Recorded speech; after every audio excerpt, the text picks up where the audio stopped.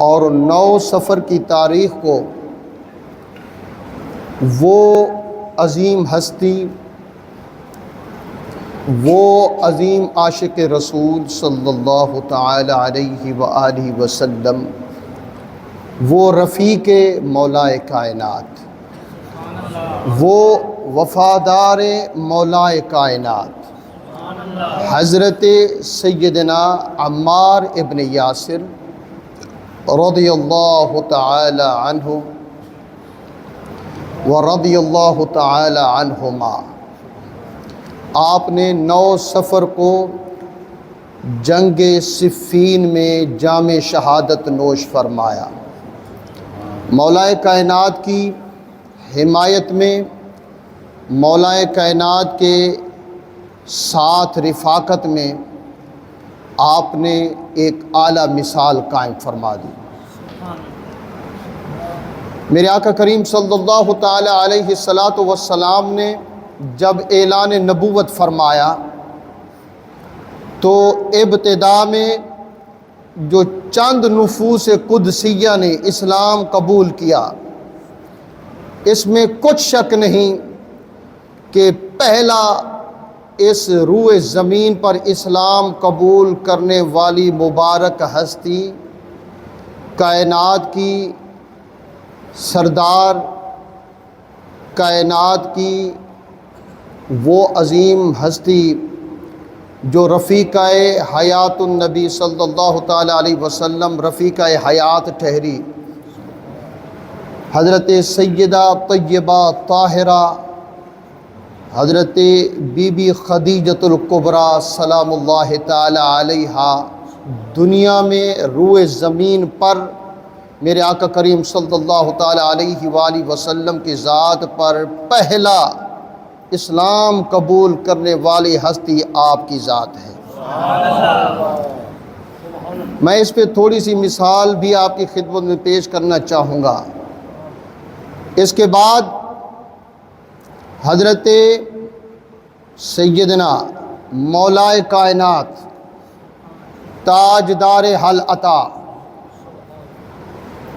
اخی مصطفیٰ شہ سوار فاتح خیبر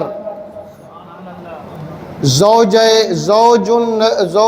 بطول صلی اللہ تعالی علیہ وسلم، یعنی شوہر بطول، بابا حسنین مرتضیٰ علیہ السلام حضرت علی پاک علیہ السلام کی ذات ہے۔ اور پھر حضرت سیدنا زید بن ثابت رضی اللہ تعالی عنہ کی ذات ہے۔ پھر حضرت سیدنا حضرت ابو بکر صدیق رضی اللہ تعالی عنہ کی ذات ہے۔ پہلے 10 جو اسلام قبول کرنے والی ہستیاں ہیں، ان میں حضرت سیدنا یاسر اور حضرت سیدہ سمیہ اور حضرت سیدنا عمار ابن یاسر، یہ تینوں حضرت عمار ابن یاسر اور حضرت یاسر اور حضرت سمیہ رضی اللہ تعالی عنہم، یہ پہلے جو 10 ہستیاں ہیں جنہوں نے اسلام قبول کیا، یہ ان میں شامل ہیں۔ پہلی 10 ہستیاں۔ اور آپ یہ مت سمجھیے کہ بس ایسے دیکھا کلمہ پڑھ لیا۔ ہم حضرت سیدنا بلال رضی اللہ تعالی عنہ کی ذات کا عشق تو بیان کرتے ہیں۔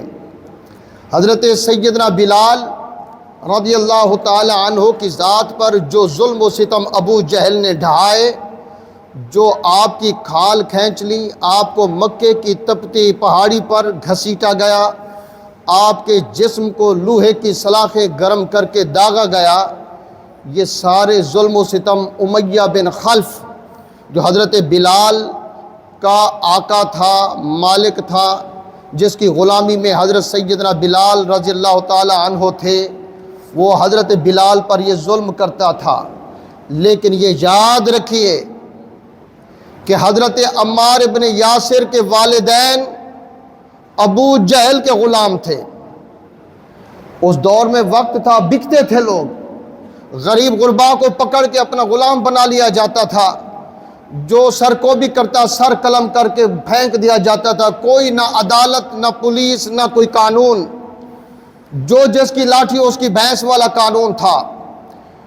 تو میرے آقا کریم صلی اللہ تعالی علیہ وآلہ وسلم کی حدیث پاک سن لیجئے، پھر حضرت عمار ابن یاسر اور ان کے والدین کی قربانی کو بھی آپ صحیح طور پہ سمجھ سکتے ہیں۔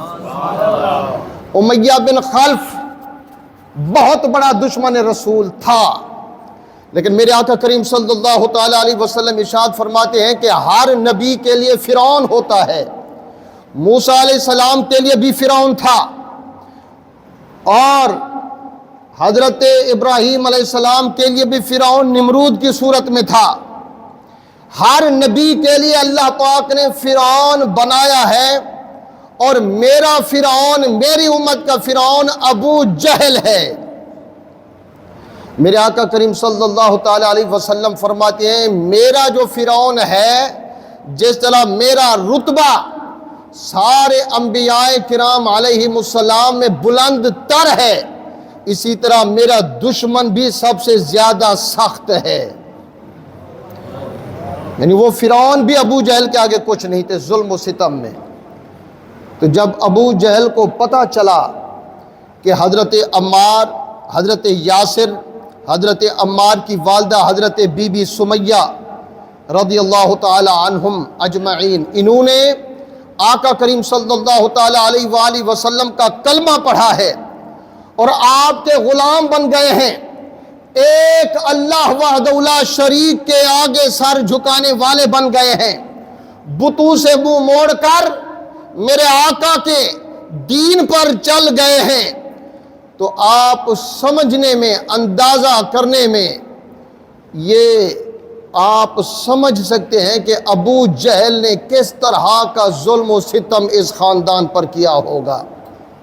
چھوٹی سی مثال عرض کرتا ہوں، حضرت عمار رضی اللہ تعالی عنہ کو آپ کا بدن ننگا کر کے ایک انگارے کی بٹھی بنا کر اس کے اوپر آپ کو لٹا دیا جاتا تھا۔ حضرت عمار ابن یاسر رضی اللہ تعالی عنہ کی کمر کا خون، آپ کی ہڈیاں بھی ظاہر ہونے لگیں۔ حضرت عمار ابن یاسر کے والد گرامی حضرت یاسر کو ابو جہل نے زمین میں ایک آدھے دھڑ تک زندہ دفن کر دیا، اور باقی دھڑ میں پتھر مار مار کر مکے کے لوگوں کو کہتا جب آپ بے ہوش ہو جاتے پھر رک جاتا، پھر جب ہوش آتا پانی مانگتے تو پانی کی جگہ وہ پھر پتھر مارتا۔ پتھر کھاتے کھاتے کوئی پتھر سر پہ لگا، کوئی سینے پہ لگا۔ حضرت عمار ابن یاسر، حضرت عمار کے والد حضرت یاسر کو رضی اللہ تعالی عنہ کو اس طرح دردناک تشدد کر کے شہید کیا گیا۔ اور میرے آقا کریم صلی اللہ تعالی علیہ وآلہ وسلم کا ایک دن جب گزر ہوا تو آپ نے حضرت عمار پر اور آپ کے والد پر ظلم ہوتے دیکھ کر میرے آقا کی آنکھوں میں آنسو آ گئے۔ میرے آقا رو رو کر فرمانے لگے اے عمار، اے یاسر کے خاندان، تم صبر کرو، بے شک تمہارے صبر کے بعد جو جزا ہے وہ میرے رب کے ذمے ہے۔ میرا رب تمہارے صبر کا پھل ضرور دے گا۔ اور یہ یاد رکھیے، جب حضرت عمار ابن یاسر کے والد کو ایک ایک پتھر لگ رہا تھا تو ابو جہل بار بار کہتا کہ ایک گھونٹ پانی دوں گا اگر محمد مصطفیٰ صلی اللہ تعالی علیہ وآلہ وسلم کے دین سے، آپ کی غلامی سے تو منہ موڑ لے، پھر دیکھ میں تجھے شربت کے پیالے پلاتا ہوں۔ لیکن آپ فرماتے، اور آپ کی جو آواز تھی اس کی ترجمانی علامہ اقبال رحمت اللہ علیہ تعالی یوں فرما کر کہتے ہیں کہ کی محمد سے وفا تو نے تو ہم تیرے۔ اے ابو جہل، تو کیا سمجھتا ہے کہ اس ایک جان کو بچانے کے لیے میں تجھ سے بھیک مانگوں گا؟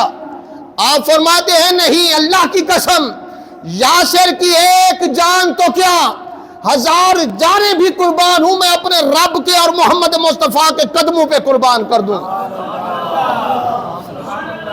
ایک رب کو پانے کے لیے میں محمد مصطفیٰ اپنے نبی کا کلمہ چھوڑ دوں؟ ایک جان کو بچانے کے لیے ایسی ہزاروں جانیں تو عاشق میرے آقا کے در پہ بیٹھنے والے چوکی دار کے کتے پر قربان کر دیتا ہے۔ حضرت شیخ سعدی رحمت اللہ علیہ فرماتے ہیں، یا اللہ یہ سعدی کو تو نے ایک جان دے کر مولا تو نے کیا کیا ہے؟ سعدی کو 1000 جانیں 100 جانیں تو دیتا۔ آپ فرماتے ہیں یک جان چکند سعدی مسکین کے 200 جان۔ مولا یہ سعدی غریب، یہ سعدی مسکین ایک جان کو لے کر کیا کرے؟ تو اس کو 100 جانیں تو عطا کرتا۔ یک جان چکند سعدی مسکین کے 200 جان، سازیم فدائے سگے دربان محمد صلی اللہ علیہ وآلہ وسلم۔ مولا سعدی عرض کرتے ہیں حضرت شیخ سعدی رحمت اللہ علیہ کہ مولا اس غریب مسکین سعدی کو تو نے ایک جان دے کر تو نے کیا کیا؟ تو 100 جانیں تو دیتا۔ پھر آپ خود ہی فرماتے ہیں کہ مولا اگر تو پوچھتا کہ سعدی تو 100 جانیں لے کر کیا کرتا؟ توجہ فرمائیے گا، فرماتے ہیں سازیم فدائے سگے دربان محمد۔ آپ فرماتے ہیں کہ مولا میں آقا کریم کی چوکھٹ پہ جو دربان بیٹھا ہے اس دربان پر نہیں بلکہ اس دربان کے کتے پر میں اپنی جانیں قربان کر دیتا۔ ایک جان کیا ہے؟ اعلیٰ حضرت کی روح پکار اٹھی۔ اعلیٰ حضرت فرماتے ہیں محبوب کروں تیرے نام پہ میں جان فدا۔ یہ عشق کی میں بات کر رہا ہوں۔ کروں تیرے نام پہ میں جان فدا، نہ بس ایک جان 2 جہاں فدا، 2 جہاں سے بھی نہیں جی بھرا، کروں کیا کروڑوں جہاں نہیں، محبوب تیرے نام پہ میں اپنی جان فدا کر دوں۔ جب ایک جان فدا ہو گئی تو دل چاہتا ہے کہ سارے جہانوں کو فدا کر دوں، پھر دل چاہتا ہے کہ سارے جہاں کو بھی نہیں جی بھرا تو دونوں جہان رب مجھے عطا فرمائے، میرے محبوب میں تیرے نام پہ فدا کر دوں۔ یہاں پر نام کی بات ہے، ذات کی بات ابھی نہیں ہے۔ کروں تیرے نام پہ میں جان فدا، جس کے نام پر ساری جہان فدا ہوں۔ جب وہ وضحا کملی والا سامنے کھڑا ہو، جب وہ واللیل کی زلف والا سامنے جلوہ فرما ہو، اور حضرت یاسر ابو جہل کے ظلم و ستم برداشت کر رہے ہوں، محبوب سامنے ہو تو عاشق کا دل یہ چاہتا ہے کہ مولا میرا محبوب رخ یار سامنے رہے، پھر دیکھ کے عاشق رقص بسمل کس طرح کرتا ہے۔ آج محبوب سامنے ہے، محمد شمع محفل بود شب جائے کہ من بودم، خدا خود میر مجلس بود اندر لا مکان خسرو، محمد شمع محفل بود شب جائے کہ من بودم۔ آپ فرماتے ہیں کہ نمی دانم چ منزل بود شب جائے کہ من بودم، بہر سو رقص بسمل بود شب جائے کہ من بودم۔ حضرت امیر خسرو فرماتے ہیں کہ میں جس رات اپنے محبوب کی محفل میں تھا، مت پوچھو کہ میرے محبوب کی محفل کا انداز کیا تھا۔ آپ فرماتے ہیں رخ یار بے حجاب سامنے تھا، میرے محبوب کے رخ سے پردہ اٹھ چکا تھا، بہر سو رقص بسمل، پھر جس کی نظر وضحا کے چہرے پر پڑی اسی نے رقص بسمل شروع کر دیا۔ رقص بسمل کیا ہے؟ رقص بسمل کیا ہے میرے دوست؟ کبھی آپ نے جانور کو تکبیر کے نیچے ذبح ہوتے دیکھا؟ جب چھری چلتی ہے، جان نکلتی ہے، ادھر ہوتا ہے بسم اللہ اللہ اکبر۔ ایک بات میں عرض کروں، ہم مسلمانوں کے لیے جانور کو ذبح کرنے پر تکبیر کیوں لازمی ہے؟ پہلا حکم تو یہ ہے کہ میرے آقا کا حکم ہے کہ جب تک تکبیر نہ پڑھی جائے گی جانور حلال بھی ہوگا، یعنی مرغی حلال ہے، بکرا حلال ہے، جو حلال جانور ہیں اگر تکبیر کے بغیر ذبح کیے جائیں گے تو یہ حرام ہوں گے، ان کا کھانا بھی حرام، ان کو بیچنا بھی حرام۔ خصوصاً جو صاحبان جو مرغی کا کاروبار کرتے ہیں یا جانور ذبح کرتے ہیں، 8-10 حضرات، وہ جب جانور کو پکڑتے ہیں کہ کوئی اس کو پکڑنے کا کہتا ہے، پکڑی چھری چل ویندی ہے، سارے ولا کھمدے جیرا کھمدے کھڑن، او ماشاءاللہ اوہیں جانور آدن حلال ہے تے کیا حرام پہ۔ حلال جانور ہو لیکن تکبیر نہیں پڑھی گئی تو جانور حرام ہوگا۔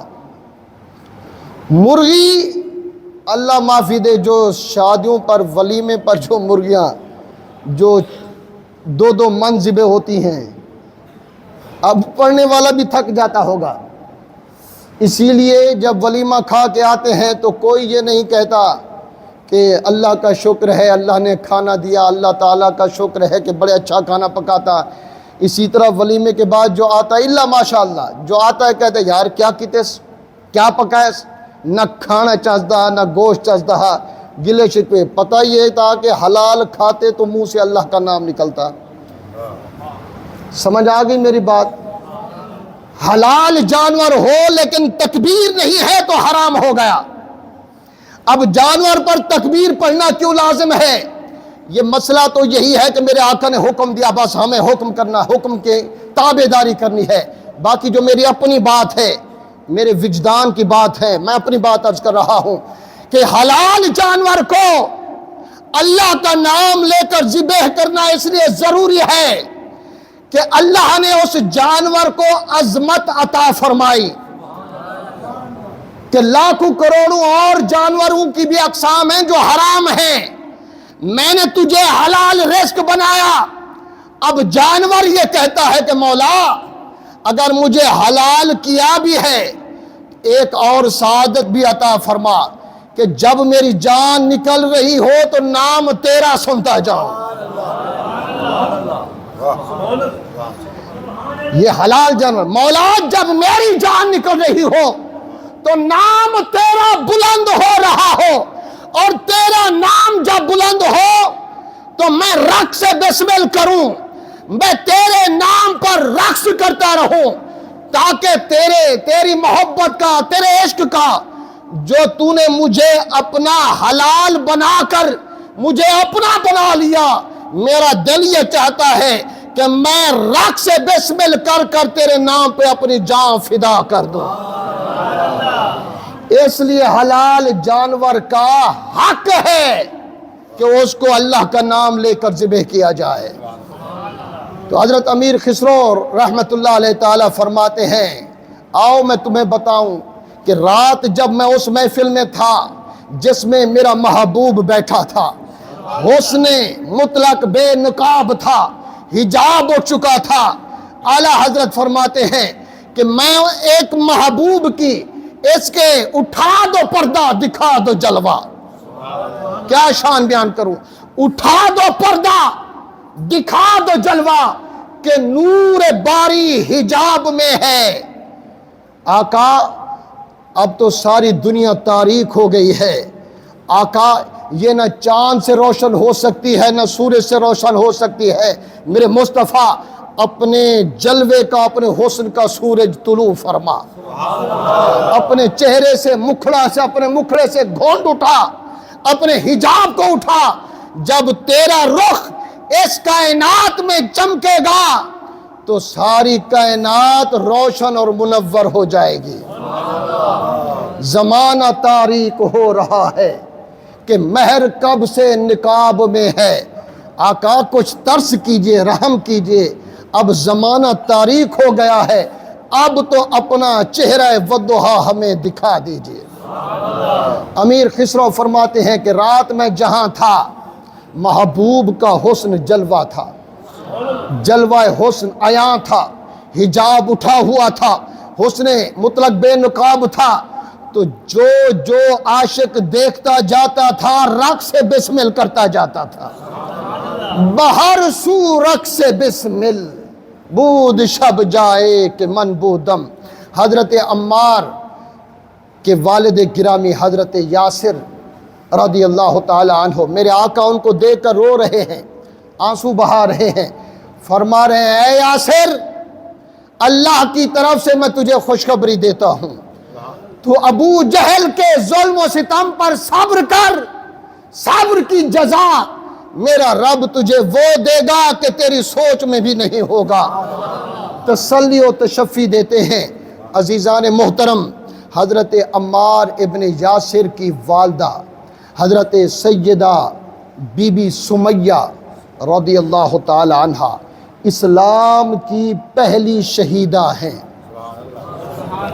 جو پہلی اسلام کے لیے جس نے خون کا نذرانہ دیا وہ حضرت عمار کی والدہ حضرت بی بی سمیہ تھیں۔ حضرت سمیہ رضی اللہ تعالی عنہا پر ابو جہل ظلم کے پہاڑ توڑتا تھا، اور ظلم کے پہاڑ توڑنے کے باوجود بھی جب وہ یہ دیکھتا کہ ان کا ایمان متزلزل نہیں ہو رہا، ایک دن غصے میں آ کر ابو جہل نے نیزہ حضرت بی بی سمیہ کے نچلے دھڑ میں مارا، نیزہ آر پار ہو گیا، حضرت بی بی سمیہ اللہ کو پیاری ہو گئیں، جام شہادت نوش فرمایا۔ حضرت عمار ابن یاسر رضی اللہ تعالی عنہ وہ صحابی ہیں جنگ غزوہ بدر میں بھی میرے مصطفیٰ کے ساتھ، غزوہ احد میں بھی میرے مصطفیٰ کے ساتھ، خندق میں بھی میرے مصطفیٰ کے ساتھ، اور حنین میں بھی میرے مصطفیٰ کریم علیہ السلام کے ساتھ، ہر جگہ ہر قدم پر ہر مارکے میں میرے مصطفیٰ علیہ السلام کے ساتھ حضرت عمار ابن یاسر شانہ بشانہ رہے، غلامی میں رہے، محبت میں رہے۔ وقت آیا، ایک وقت وہ بھی آیا کہ غزوہ خندق کا مقام ہے، میرے آقا کریم صلی اللہ تعالی علیہ السلام نے خندق میں پتھروں کو اٹھانے کا حکم دیا۔ حضرت سیدنا عمار ابن یاسر ایک خندق کے مقام پر بھی اور مسجد نبوی کی تعمیر کے مقام پر بھی حضرت عمار ابن یاسر صحابہ کرام کے ساتھ، توجہ ہے کہ نہیں، صحابہ کرام کے ساتھ پتھر اٹھا رہے ہیں۔ یہ پتھر عام اینٹوں والے نہیں تھے، بڑے بڑے پتھر تھے، ایک ایک من، دو من کا ایک پتھر تھا، یا 20 من کے، 15 بڑے بڑے یعنی کہ سائز کے پتھر تھے۔ ہر صحابی ایک ایک پتھر اٹھا کر لاتا، اور حضرت سیدنا عمار ابن یاسر 2 پتھر اٹھا کر لاتے۔ اب دیکھیے توجہ سے، حضرت عمار ابن یاسر کے چہرے پر مٹی، آپ کی داڑھی میں مٹی، آپ کے سینے پر، یہ قمیض پر، آپ کے جسم پر مٹی۔ میرے آقا نے کسی صحابی کو جا کر نہیں کہا، لیکن جب میرے آقا کی نظر حضرت عمار ابن یاسر پہ پڑی تو میرے آقا کریم صلی اللہ تعالی علیہ وسلم خرامہ آپ چلتے گئے۔ حضرت عمار ابن یاسر کو میرے آقا نے اپنی کالی کملی اتاری، مزمل والی چادر اتاری، حضرت عمار ابن یاسر رضی اللہ تعالی عنہ کے چہرے کو اپنے ہاتھوں سے اپنی چادر سے صاف کرتے ہیں۔ اے عمار تیری قسمت پہ قربان، اے عمار تیرے عشق پر قربان، عمار تو وہ عاشق ہے کہ خود محبوب تیرے عشق کو سلام کرنے آ گیا ہے۔ ساری کائنات آقا کی طرف متوجہ ہو اور رحمت طلب کرے، لیکن تیری ذات وہ ہے کہ میرا مصطفیٰ تجھے دیکھ کر اپنی محبت نثار کرتا ہے۔ یہ ہے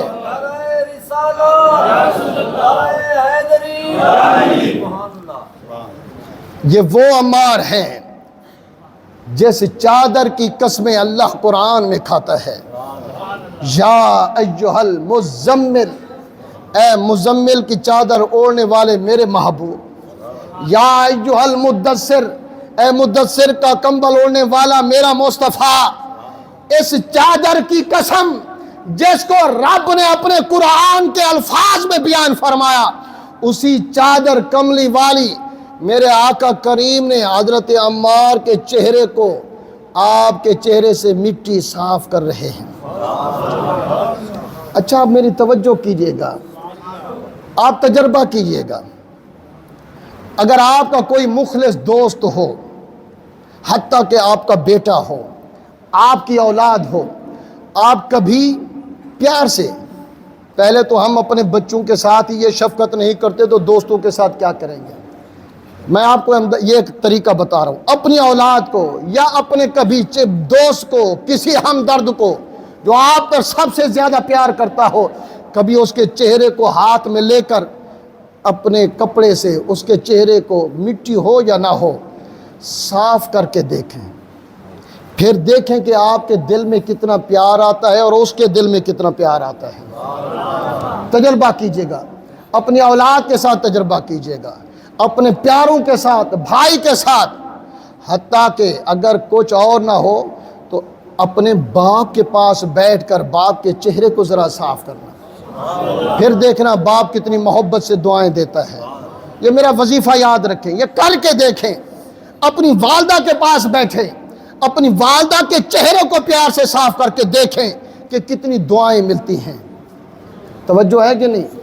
میرے آقا کریم نے حضرت عمار ابن یاسر رضی اللہ تعالی عنہ کے چہرے کو اپنے ہاتھ میں لے کر آپ کے چہرے کو صاف کیا۔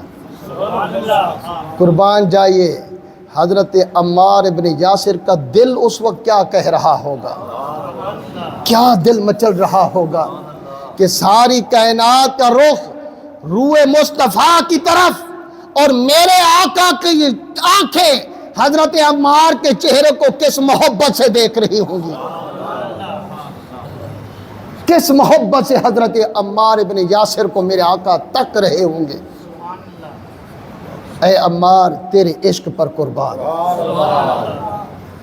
مجھے آپ یہ بتائیے، میں یہاں پر ایک بات، زندگی آپ کی ہو گئی، زندگی گزر گئی، آپ نے حضرت عمار ابن یاسر کا کبھی تذکرہ سنا؟ بلند آواز سے جان، آپ کو پتہ بھی تھا حضرت عمار ابن یاسر کون ہیں؟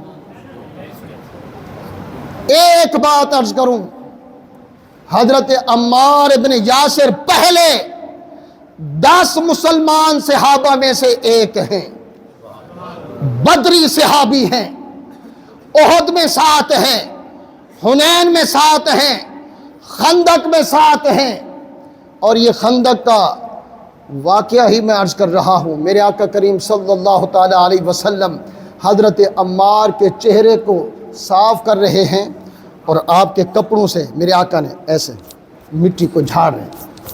اب جھاڑتے ہوئے کیا فرماتے ہیں؟ وَيْحَكَ يَا عَمَّارِ، اے عمار اللہ تجھے سلامت رکھے۔ یہ میں الفاظ اپنے پیش کر رہا ہوں۔ وہ کیا مقام ہوگا، تَقْتُلُهُ الْفِئَةُ الْبَاغِيَةُ، اے عمار ایک گروہ ہوگا، جماعت ہوگی جس کو تو اللہ کی طرف بلا رہا ہوگا، اور وہ جماعت جو باغی ہوگی، وہ گروہ جو باغی ہوگا تجھے قتل کر دے گا۔ میرے آقا حضرت عمار ابن یاسر کی شہادت کی خبر بھی دے رہے ہیں، سمجھ آ رہی کہ نہیں؟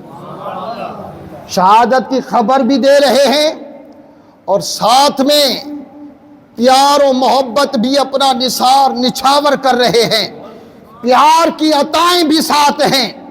عمار تجھے شہادت بھی ہوگی، لیکن یہ خوشخبری بھی دے رہے ہیں کہ عمار تو حق پر بھی ہوگا اور حق والے کے ساتھ ہوگا۔ اور یہ غور کیجئے گا میرے الفاظوں پر، مسلم شریف کی حدیث پاک کا خلاصہ پیش کر رہا ہوں کیونکہ جمعہ کا وقت ہو چکا ہے۔ عرض کر رہا ہوں، عمار تو اس گروہ کو، جماعت کو جنت کی طرف، اللہ کی طرف بلا رہا ہوگا، اور وہ گروہ، وہ جماعت جہنم کی طرف بلا رہی ہوگی۔ اس حال میں تو شہید ہو جائے گا ان کے ہاتھوں، لیکن عمار تو بھی حق پر ہوگا اور جس کے ساتھ ہوگا وہ بھی حق پر ہوگا۔ سمجھ آ گئی میری بات؟ حضرت عمار ابن یاسر رضی اللہ تعالی عنہ اب میری ایک اور حدیث پاک غور سے سماعت فرمائیے. میرے آقا کریم صلی اللہ تعالی علیہ وآلہ وسلم نے ارشاد فرمایا اشتاقت الجنہ الی اربع، اشتاقت الجنہ الی اربع، جنت 4 لوگوں کی عاشق ہے، ان کو دیکھنے کے لیے تڑپ رہی ہے. جنت 4 لوگوں کی مشتاق ہے. آپ چاہتے ہیں، میں چاہتا ہوں، ہماری نماز کی غرض و غایت، نماز پڑھی مولا گناہوں سے بخش دے، جہنم سے چھٹکارا عطا فرما، جنت الفردوس عطا فرما. ہمارا کوئی مر جائے تو ہم کہتے ہیں مولا جنت الفردوس میں اعلیٰ مقام عطا فرما. ہمارا حج اس کی غرض جنت ہے، ہماری زکوٰۃ اس کی غرض و غایت جنت ہے. اب کوئی جنت سے پوچھے اے جنت تو بتا کہ تو کیا چاہتی ہے؟ جنت کہتی ہے میں چاہتی ہوں کہ یہ 4 یار میرے پاس آ جائیں. کیا آ جائیں؟ صحیح حدیث. یہ خلفائے اربعہ کی بات نہیں کر رہا، میں 4 یار کی بات کر رہا ہوں. یہ 4 میرے پاس آ جائیں جن کو دیکھنے کے لیے، جن کو پانے کے لیے میں جنت مشتاق ہوں، ان کی عاشق ہوں. میرے آقا نے فرمایا 4 لوگوں کے لیے جنت مشتاق ہے. اول علی، جن کے لیے جنت تڑپ رہی ہے، سب سے پہلا میرا علی ہے. دوم یعنی وثانی سلمان الفارسی، دوسرا جس کے لیے جنت مشتاق ہے وہ میرا سلمان فارسی ہے. والثالث عمار ابن یاسر، تیسرا میرا عمار ابن یاسر ہے. والاربع المقداد، میرا مقداد ہے جس کے لیے جنت مشتاق ہے. اب اس کا یہ مطلب نہیں کہ یہ 4 جنت ان پر عاشق ہے، میرے آقا کے سارے صحابہ سبحان اللہ، لیکن ایک تخصیص ہے جس کے لیے میرے آقا نے فرمایا جو 10 مبشرہ ہیں. میرے آقا کریم صلی اللہ تعالیٰ علیہ وسلم تشریف فرما تھے، سیدنا صدیق اکبر رضی اللہ تعالیٰ عنہ تشریف لائے تو میرے آقا نے دروازے پر، آپ کے دروازے پر دستک ہوئی، پوچھا کون؟ حضرت بلال نے عرض کی یا رسول اللہ صدیق آئے ہیں، ابو بکر صدیق آئے ہیں. فرمایا خوشخبری دے دو صدیق فی الجنہ، صدیق بھی جنت میں ہے. وعمر فی الجنہ وعثمان فی الجنہ وعلی فی الجنہ وسعید بن عامر وسعد بن وقاص وابو عبیدہ بن جراح. میرے آقا نے 10 صحابہ کے نام لیے طلحہ و زبیر سمیت کہ یہ 10 صحابی میرے جنتی ہیں. سمجھ آ گئی میری بات؟ اچھا اس کا مطلب پھر یہ بھی نہیں ہے کہ یہ 10 صحابی جنتی ہیں، باقی کہاں گئے؟ اب غزوہ بدر کو یاد رکھیے. غزوہ بدر میں کتنے صحابی تھے؟ 313 تھے. کتنے تھے؟ 313 صحابی تھے. اب 313 صحابی جب غزوہ بدر سے، ان میں شہید بھی ہو گئے، غزوہ بدر سے جب صحابی جنگ سے فارغ ہوئے، میرے آقا کریم صلی اللہ تعالیٰ علیہ وسلم نے بدری صحابہ کو جمع فرمایا. فرمایا بدری صحابہ آؤ میں اللہ کی طرف سے تمہیں خوشخبری دیتا ہوں. کتنے صحابی ہیں؟ 313. میرے آقا نے فرمایا اللہ کا فرمان ہے، میرا رب یہ وعدہ کرتا ہے کہ تم نے اللہ کو اتنا راضی کر لیا ہے.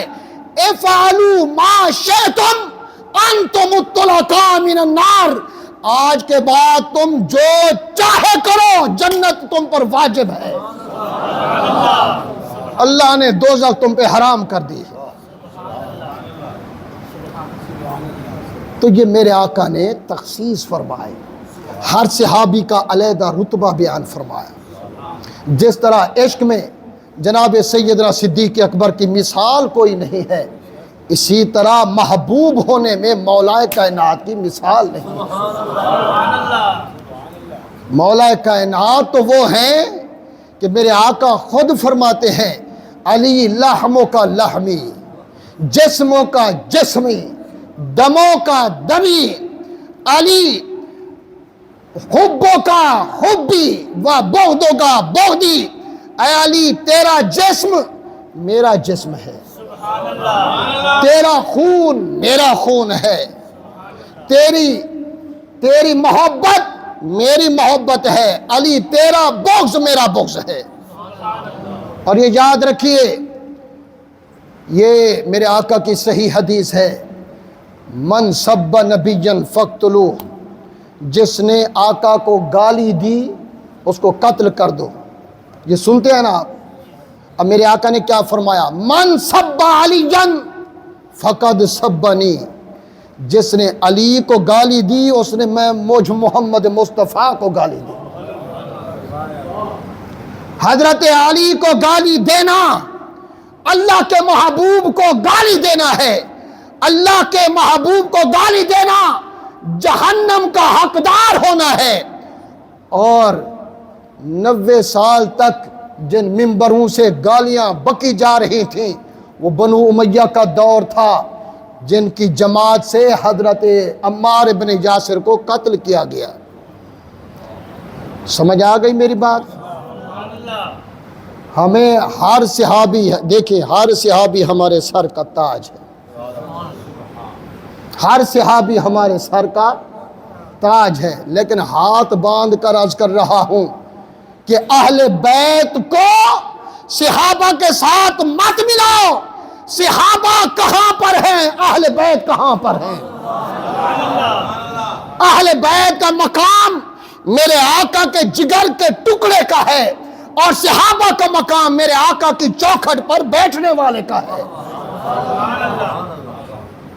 حسن و حسین میرے آقا جن کو اٹھا کر خطبہ دے، نماز کی حالت میں آقا سجدے میں ہوں، حسین پشت پر آ کے بیٹھے۔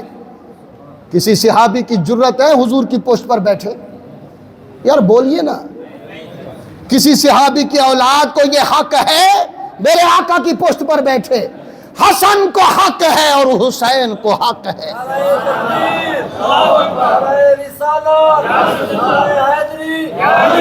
اور ایک بات اور عرض کرتا چلوں، مسجد نبوی میں صحابہ کرام کے گھروں کے دروازے مسجد نبوی میں کھلتے تھے۔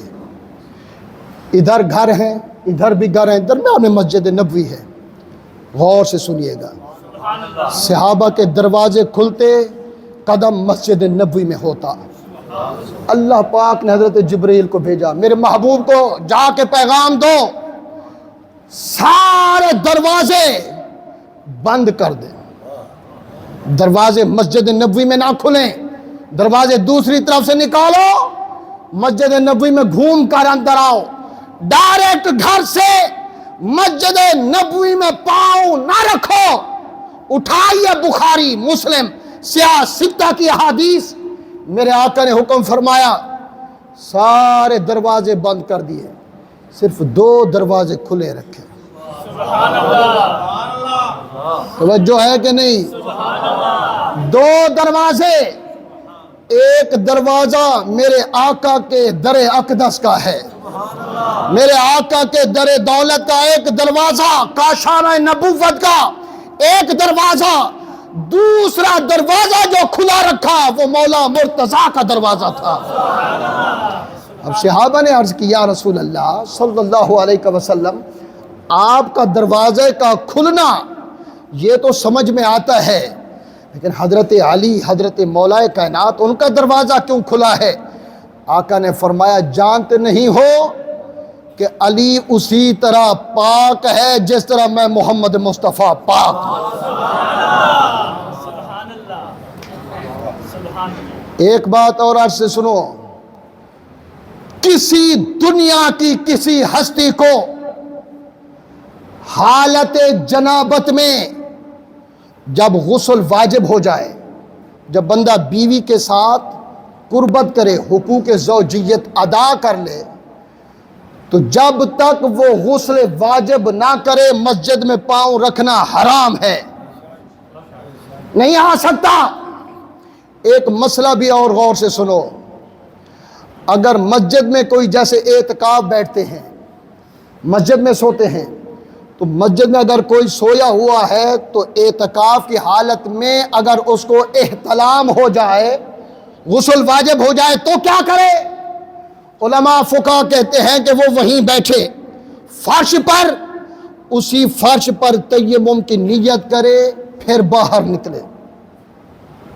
مسجد کی زمین پر وہیں، کیونکہ ابھی تو فرش ہے، یہ جانمازیں ہیں، ہٹا کے وہیں فرش پر یا دیوار پہ ایسے جا کے وہاں پر تیمم کرے، زمین پر ہاتھ لگائے، منہ پر پھیرے، پھر پورے بازو پر پھیرے، یہ تیمم ہو گیا۔ تیمم کرے، بعد میں مسجد سے باہر جائے۔ تیمم کے بغیر مسجد سے باہر نہیں جا سکتا، کیونکہ غسل واجب ہے، مسجد پاک ہے۔ اللہ کی قسم کھا کے کہہ رہا ہوں، صرف 2 ہستیاں ایسی تھیں، اگر غسل واجب بھی ہو تو مسجد میں پھر بھی وہ پاک رہتے ہیں۔ ایک میرا مصطفیٰ ہے، دوسرا میرا مرتضیٰ ہے۔ آپ بھی کہتے ہو کہ اہل بیت کا مقام صحابہ، اور صحابہ کو ہمارے سر آنکھوں پر، مولا مرتضیٰ کہاں، صحابہ کہاں؟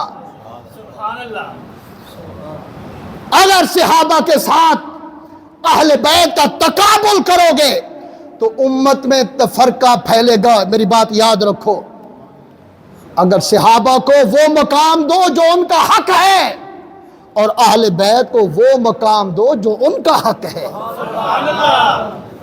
یہاں پر عجیب پیٹ میں مروڑ اٹھتے ہیں جناب، انہوں نے اب حضرت عمار ابن یاسر کو، ظاہر ہے قتل کرنے والے وہی تھے جن کو حضور نے پہلے فرمایا کہ یہ باغی گروہ ہوگا۔ تو انشاءاللہ جمعہ کا ٹائم ہو گیا ہے، باقی اگلے جمعہ پر میں بیان کروں گا۔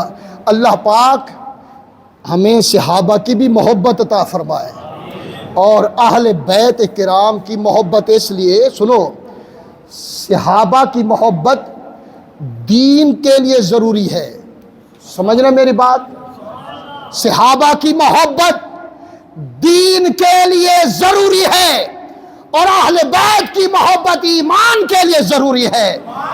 دین بچانا ہے تو صحابہ کے لیے چلو، اگر ایمان بچانا ہے تو اہل بیت پر قربان ہو جاؤ۔ ایمان ہوگا تو دین آئے گا، ایمان نہیں ہوگا تو دین نہیں آئے گا۔ اللہ پاک ہم سب کو سمجھ کی توفیق عطا فرمائے اور عمل کرنے کی توفیق عطا فرمائے۔ وما علیہ